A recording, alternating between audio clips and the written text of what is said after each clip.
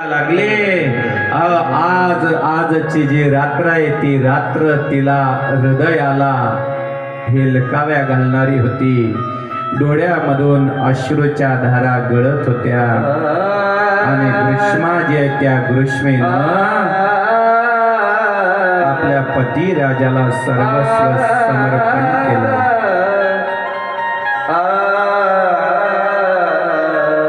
आणि बघा योग असा चांगला की त्याच रात्रीला ब्राह्मणानं गर्भाधान संस्कार ग्रीष्मेच्या ठिकाणी करता बरोबर जी ग्रीष्मा आहे आणि ती गर्भवती झाली.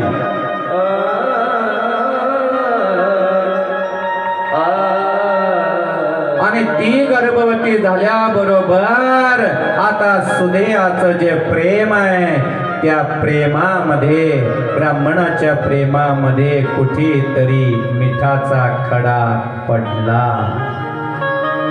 आता तिला पतीचं प्रेम परिपूर्ण मिळेनाशी अवस्था झाली.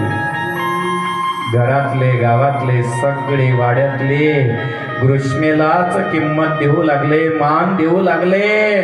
आणि तेव्हा सुदेया बहीण चांगली होती पण आणि समाजानं पीडा दिल्यामुळे तिच्या अंगाचा तीड पापड झाला आणि योगायोगानं आता ग्रीष्मा तिने एका सुंदर बाळाला जन्माला घातलं.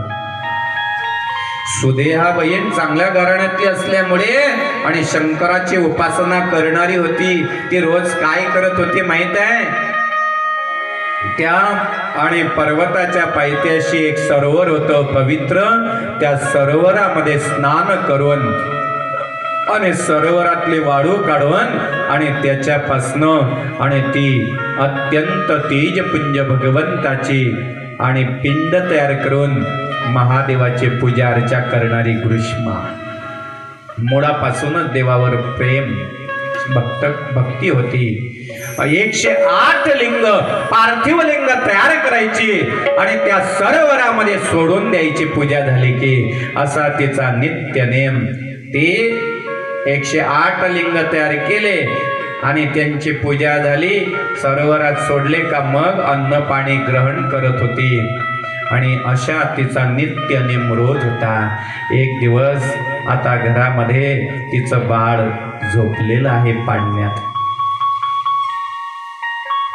सुदेयाला तिचा मत्सर इतका वाढला, बहिणीचा इतका वाढला. मला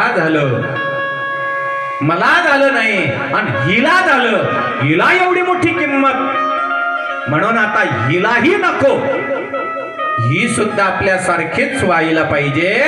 आणि म्हणून महाराज एक दिवशी पाळण्यामध्ये आणि त्या ग्रीष्मेचं बाळ झोपलं असताना आणि ती सुदेहा गेली, धारदार शस्त्र घेतलं आणि त्या शस्त्राच्या द्वारे आणि त्या छोट्या बाळकाचे तिनं तुकडे तुकडे केले.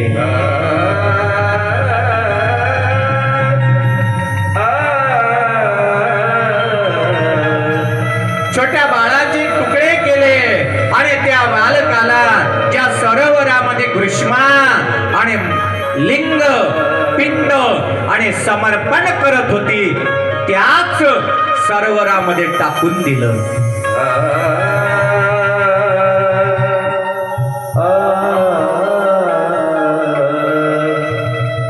आणि इकडे मात्र आता घरातल्या लोकांना बातमी कळाली. ब्राह्मणाचे आई वडील उठले, म्हातारे त्याने पाहिलं आपलं आणि जे घर आहे त्या घरामध्ये आणि आज काहीतरी विचित्र प्रकार घडलेला दिसतो.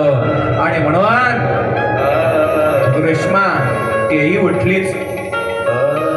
आता आई उठल्याच्या नंतर पहिल्यांदा कुठे जाते? बाळाच्या जवळ.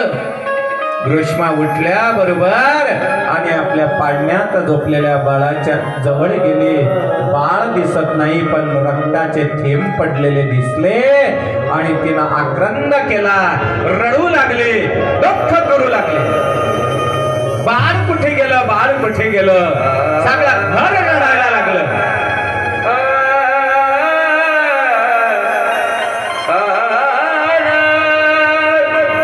पण तिला लक्षात आलं भगवान भोलेनाथाची पूजा आपण करतो ना, ती पूजा आणि ती आपण नित्यानं केली पाहिजे. म्हणून जरी तिला एवढं संकट आलेलं असलं, बाळाचा तपास नाही, तिनं नित्याची पूजा घेतली आणि त्या सरोवरावरती 108 शिवलिंग तयार केले, पूजार्चा केली, भगवान शंकराला समर्पण केलं, पाण्यामध्ये जळते दिवे सोडले आणि आता नेत्रकमलातून अश्रू ढाळत बसले. त्या देवपूजेनं शंकर तिच्यावर प्रसन्न झाले आणि ज्या सरोवरात शिवलिंग सोडत होती त्याच सरोवरातून त्या बालकाचे जे तुकडे आहे ते भगवंताच्या कृपेनं एक झाले आणि त्या बालकाला भगवान सांब सदाशिव जिवंत करून आणि त्या ठिकाणी प्रगट झाले. बोलिये पार्वती